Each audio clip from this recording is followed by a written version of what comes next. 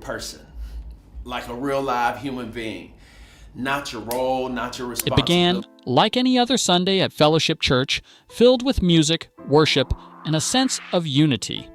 Pastor Charles Jenkins stood before his congregation, preaching with his usual passion and conviction. But in an instant, everything changed. His voice began to waver, his hand gripped the pulpit tighter, and before anyone could understand what was happening, he collapsed mid-sermon. Chaos filled the sanctuary as screams, prayers, and confusion echoed through the air. What started as a morning of praise turned into a scene of heartbreak and fear, marking a moment that would forever alter the life of the church and its beloved pastor. The collapse that stunned a congregation. The shocking moment when Pastor Charles Jenkins collapsed mid-sermon felt unreal to those who witnessed it. What began as a passionate Sunday message suddenly turned into chaos as he lost his balance and fell forward. The congregation froze in disbelief before panic took over. Some thought he had fainted, but the fear on people's faces told another story. Church members rushed toward the pulpit while others screamed and prayed aloud. Medical professionals among the crowd quickly checked his pulse and tried to revive him as ushers attempted to calm the panic. Within minutes, paramedics arrived, pushing through the frightened congregation with their stretcher. The once joyful sanctuary filled with cries and confusion, and the atmosphere shifted from praise to despair. As Jenkins was carried out, many followed behind, weeping and praying.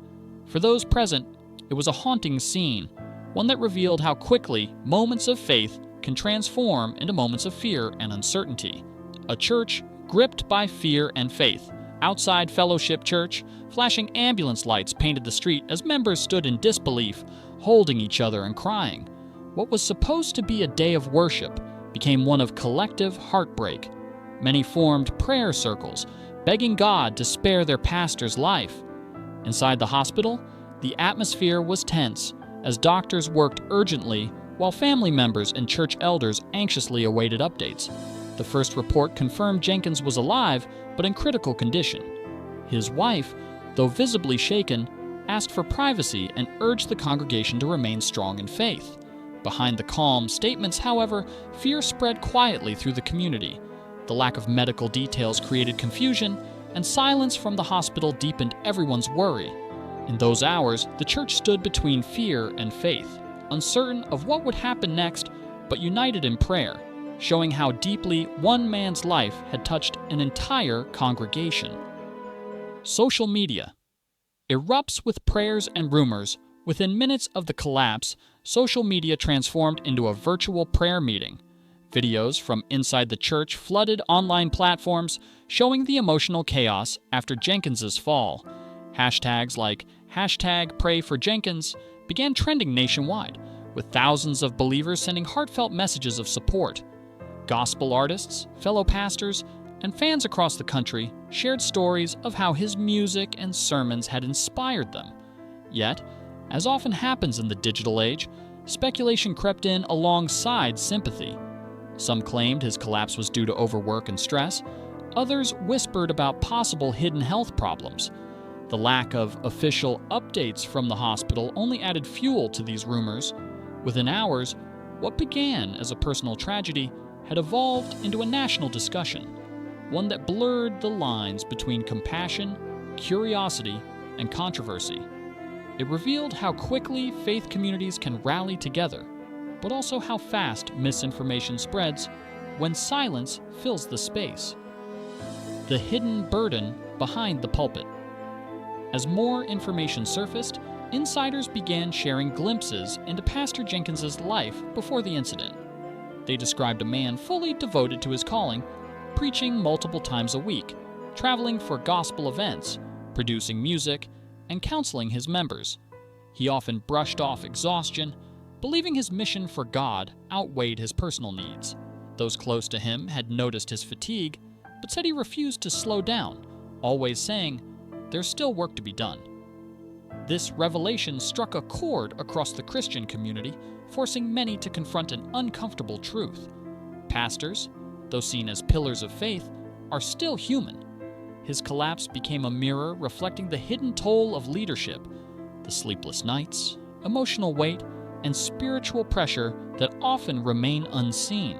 It reminded everyone that even spiritual giants have limits, and that devotion without rest can lead to dangerous consequences, both physically and spiritually. Hope amid despair. In the ICU, inside the hospital's intensive care unit, a fragile balance of hope and fear filled the air. Doctors worked tirelessly to stabilize Jenkins while his family prayed by his bedside. Each flicker of movement or sign of awareness brought a wave of relief. When he briefly opened his eyes and whispered, "Tell the church I love them," it was an emotional turning point that renewed faith in his recovery. Nurses and family members were moved to tears, feeling his deep connection to his congregation, even in weakness. However, doctors warned that recovery would take time and rest, a difficult reality for a man known for his tireless service. The next 24 hours were critical, and every update felt like a battle between faith and uncertainty. Still, this moment also became a spiritual lesson for many.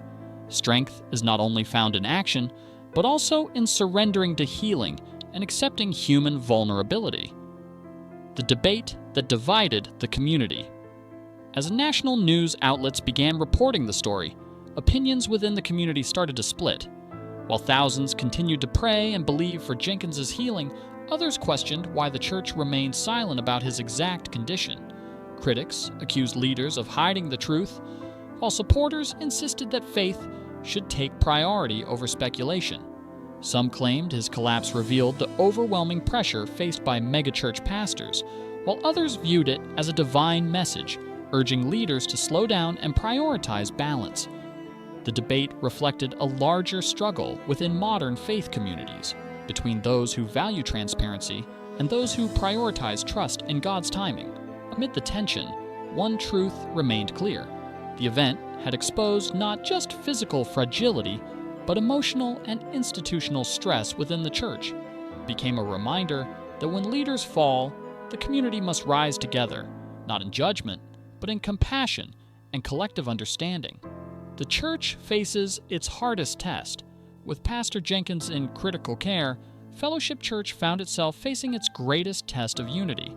Behind closed doors, church elders held emergency meetings to discuss how to move forward if Jenkins's recovery took months. The very thought of a service without his voice was unthinkable for many who had drawn strength from his leadership. For years, his energy had been the heartbeat of the church, his sermons filled with power, his presence magnetic. Now, the congregation had to learn what it meant to stand in faith without his daily guidance. As plans for temporary leadership were quietly discussed, the church members gathered outside the hospital each evening, candles in hand, singing softly and praying through the night. In their grief, they discovered a deeper sense of unity, one not built on charisma or performance, but on shared faith and unconditional love for their spiritual shepherd. A wake-up call for faith. Leaders everywhere. Pastor Jenkins's collapse became more than just one man's crisis. It grew into a nationwide reflection on the pressure spiritual leaders endure. Churches across the country began talking about burnout, unrealistic expectations, and the silence surrounding pastoral mental health. One church elder's statement, "Even the strongest need rest," spread across social media, sparking a powerful movement.